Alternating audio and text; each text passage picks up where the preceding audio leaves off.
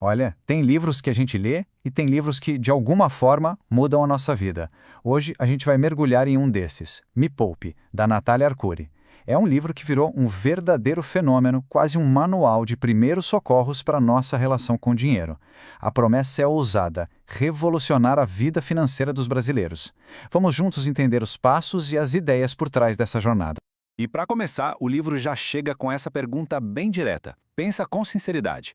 Qual foi a última vez que você sentiu aquela paz, sabe? Aquela sensação de respirar fundo no fim do mês, sabendo que está tudo em ordem, que as contas estão pagas e que ainda tem um fôlego? Essa provocação inicial serve para conectar a gente com a raiz de um problema que é muito, mas muito mais fundo do que a gente imagina. E que problema é esse? Bom, não é só ser desorganizado ou não saber lidar com dinheiro. A Natália Arcuri vai além. Ela identifica uma condição real, quase uma doença social. E ela dá um nome para isso: dinheirofobia. É como se fosse um vírus silencioso, uma epidemia que sabota a saúde financeira de milhões de pessoas, muitas vezes sem que elas nem percebam que estão doentes.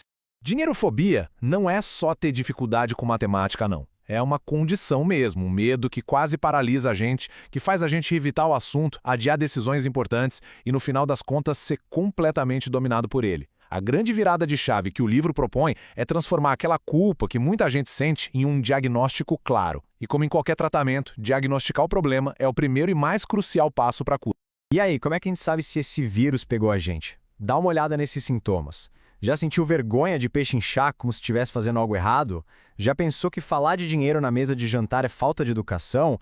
Ou já sentiu aquele frio na barriga só de pensar em negociar o próprio salário? Talvez até carregue algumas crenças, tipo que investir é coisa de milionário ou que gente rica é do mal. Cada um desses pontos é um sinal de alerta de que a dinheirofobia pode estar no comando. A autora usa essa brincadeira para passar uma mensagem muito séria. O estresse financeiro não fica só na planilha do Excel, né? Ele transborda para nossa vida. Vira ansiedade, insônia, aquela sensação de falta de controle. Tudo isso afeta diretamente nossa saúde física e mental. É uma questão de bem-estar, que vai muito além do extrato do banco. E essa doença tem uma progressão bem clara, quase um roteiro. A infecção geralmente começa lá na infância, quando a gente ouve frases como dinheiro não dá em árvore ou isso não é pra gente. Depois, na adolescência, vem a fase do espelhamento. A gente simplesmente repete os hábitos financeiros que viu em casa. Com o primeiro salário, aparecem os sintomas claros: descontrole, gastos impulsivos. E se nada for feito, a doença avança para o estágio crítico: dívidas, ansiedade e aquela sensação de estar num beco sem saída. Ok, o diagnóstico está feito. E o tratamento? Como é que começa a cura? Segundo a autora, a jornada de recuperação começa com uma história muito poderosa da infância dela. Um momento que foi definido por uma única e transformadora palavra. Tudo começou aqui. Imagina a cena: uma menina de 7 anos. O sonho dela não era uma boneca, um brinquedo, era um Escort conversível vermelho. Aquele carro não era só um carro, era um símbolo, um objetivo concreto, visual. E foi esse desejo intenso que colocou ela, sem saber, na sua primeira jornada de planejamento financeiro. Aí ela foi perguntar para o pai se tinha uma poupança para comprar o carro como uma amiga rica tinha. A resposta foi essa, na lata. Um não seco, direto. E por mais estranho que pareça, ela afirma que essa foi a melhor coisa que poderia ter acontecido. Aquela recusa não foi uma porta fechada, foi um combustível. Aquele não funcionou como o botão de ignição de um foguete, sabe? Acendeu nela a consciência de que ela, e só ela, era responsável por realizar os próprios sonhos. O não transformou um desejo passivo em uma missão de vida. E a ferramenta que ela começou a construir a partir daquele momento foi a autodisciplina. O livro deixa isso muito claro. A autodisciplina não é um dom que nasce com a gente. É uma habilidade que se treina, dia após dia. É a capacidade de ser seu próprio chefe, de definir suas metas e de superar o maior obstáculo de todos: a gente mesmo.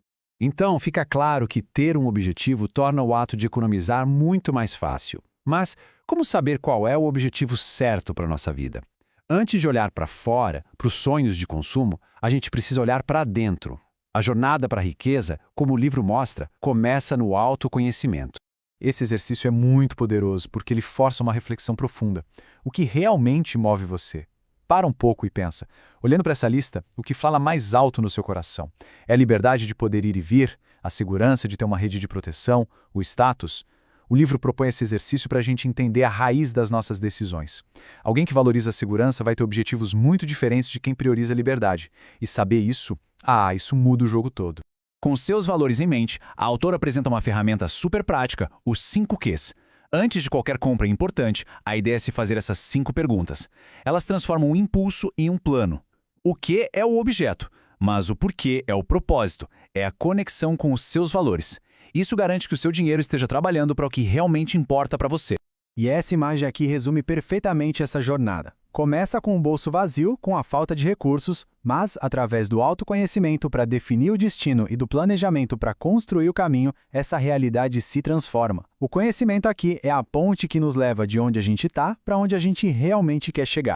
Agora a gente vai para o que talvez seja a mudança de mentalidade mais poderosa do livro. É um motor filosófico de toda a estratégia. E está tudo resumido em 4 palavras que funcionam como um verdadeiro mantra para a resiliência financeira. Aqui estão eles, os 4 Fs. Primeiro, foco, para ter o objetivo sempre à vista como um farol. Segundo, fé.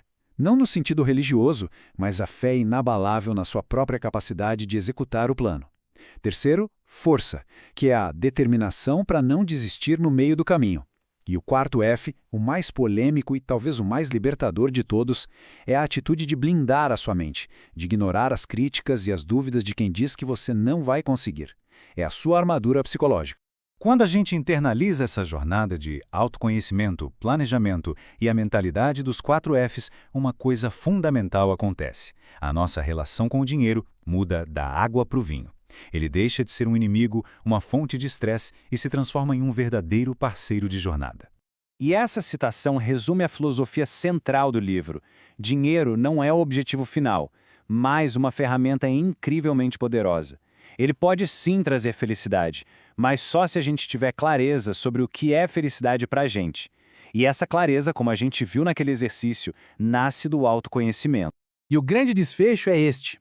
Educação financeira não é sobre se privar de tudo, sobre viver uma vida de sacrifícios. É exatamente o contrário. É sobre usar a inteligência financeira para construir a vida que a gente realmente deseja. Uma vida com mais propósito, com mais liberdade. É sobre finalmente colocar o dinheiro no seu devido lugar, como um servo leal e nunca como um mestre tirano.